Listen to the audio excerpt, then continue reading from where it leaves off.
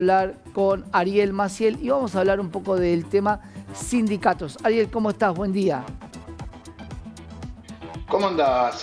¿Todo bien? Mira, Bien. efectivamente todo lo que decía Santi es en línea con lo que ayer se hizo una presentación a TUM en donde participaron pymes y sindicatos industriales. Estuvo presente el secretario general de la UOM, Abel Furlan, y entre otras cosas lo que van a estar haciendo estas pymes y estos sindicatos, armar a través de una mesa de debate que va a llegar a un congreso para presentar un documento a los candidatos a presidente que pasen en la instancia de las primarias, ¿sí? Porque el Congreso será entre el 25 y el 27 de agosto, unos 10 días después de la realización de las PASO.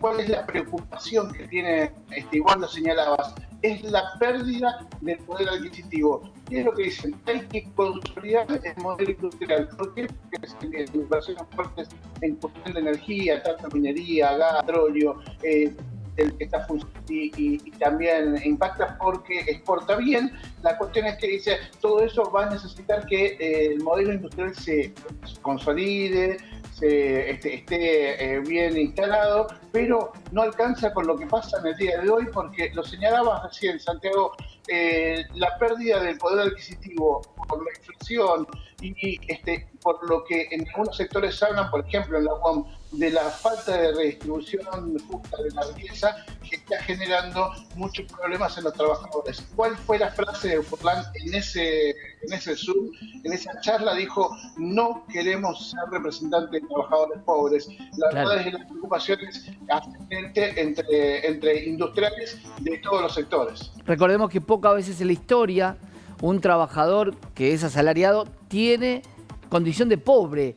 El que trabaja es pobre. Esa es la pérdida real del poder adquisitivo. Ahora, por otro lado, Ari, la lectura que hay es sigamos de la misma manera, no hagamos demasiados cambios y redistribuyamos un poco más lo que tiene que ver con la ganancia. Eso implicaría, que es lo que las empresas no quieren, estar mirando cuánto es lo que ganan las empresas. Implica en realidad poner en situación o por lo menos el modelo económico que se implementó hasta el momento, que es empezar a tener un poco más de mejoras en los salarios, y ahí, por ejemplo, empezamos a ver algunas reacciones.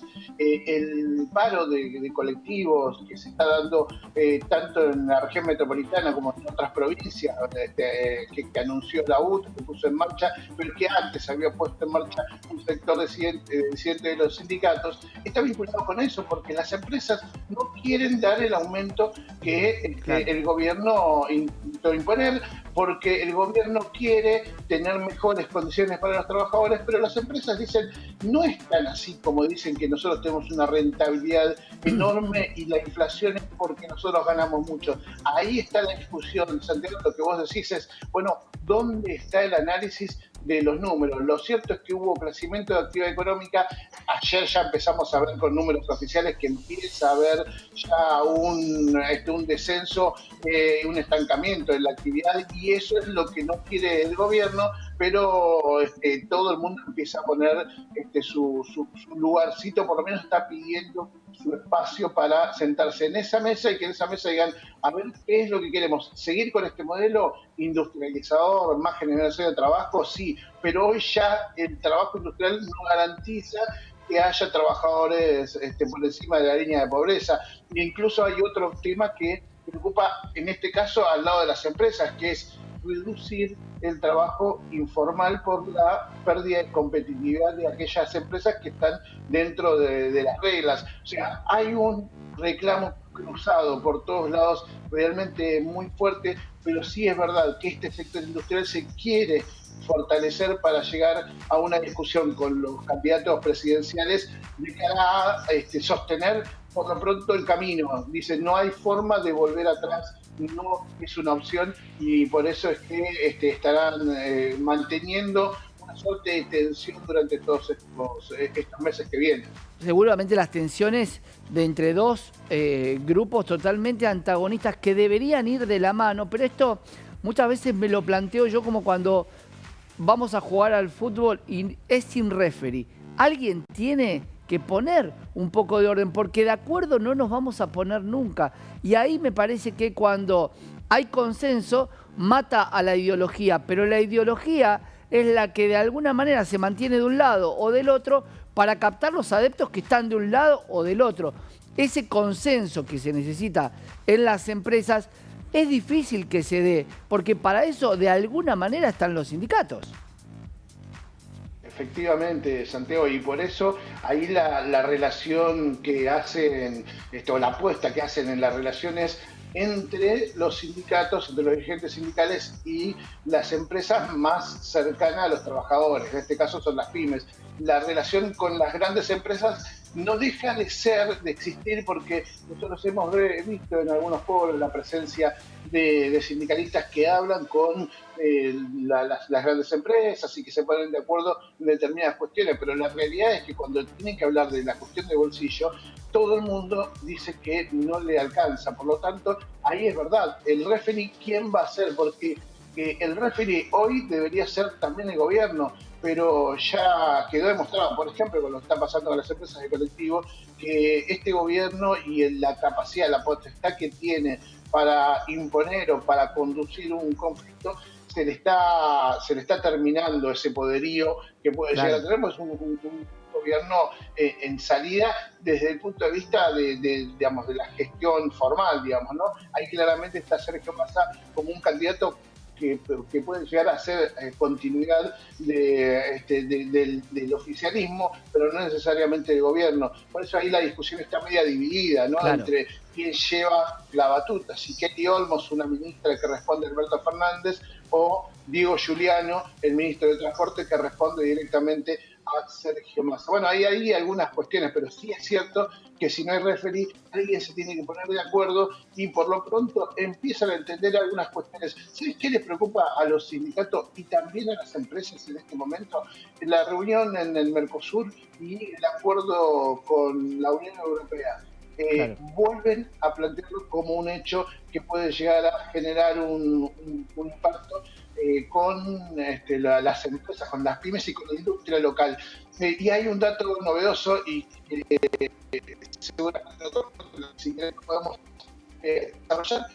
Los sindicatos de la Argentina empezaron a tener un vínculo muy claro con los empresas. Creen que es el punto de forzar desde esa relación entre los trabajadores, de forzar una especie de bloque mucho más fuerte entre la Argentina y Brasil para revalidar el Mercosur, darle otra impronta y dar esta discusión que sobre los trabajadores pobres, que no solamente afecta a la Argentina, sino que están viendo que se está ramificando.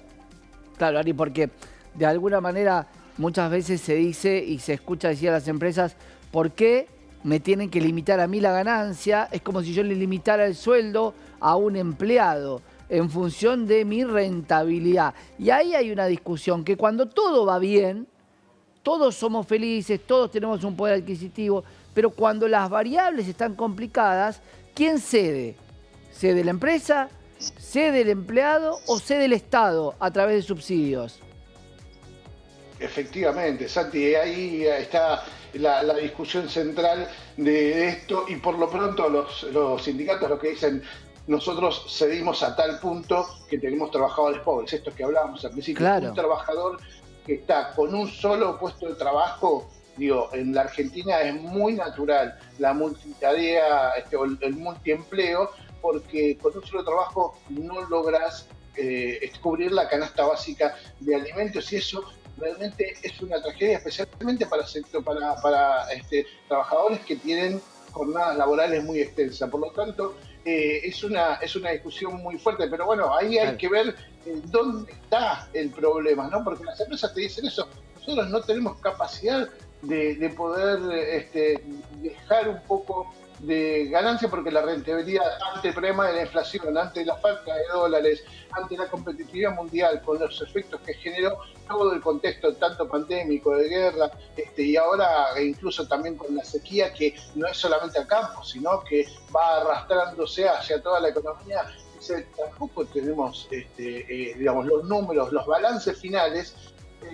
Lo nominal es una cosa, pero lo real es otra. Hay muchas empresas que dicen que pueden estar, cuando termine el balance, pueden estar frente a una situación de quebranto real, porque esa es cuando vean que están en realidad cambiando plata y financiando sus propios déficits sin darse cuenta, porque los aumentos no les alcanza de los costos de los precios, van a darse cuenta que financieramente están haciendo un mal negocio. Recordemos que una de las cosas que tienen que ver con lo natural es el vuelo de los patos, donde los patos vuelan en B, justamente porque el que va adelante es el que más esfuerzo hace, pero en algún momento hay que rotar, cosa que en la Argentina nunca pasa, y la pirámide cada vez está más inclinada a que cada vez la pirámide se ensancha en la pobreza y siempre tiene la misma punta de la riqueza. Nunca cambia el pato que va adelante, y esto es lo que dice el trabajador. Siempre soy yo el que hace el esfuerzo y el empresario no. Y por otro lado, el empresario dice, yo hago el esfuerzo, cuando el país estaba parado, yo seguí dando trabajo. Entonces, esa es una gran discusión que es un gran debate, pero para eso no tiene que haber intereses creados entre las partes, y eso es lo difícil.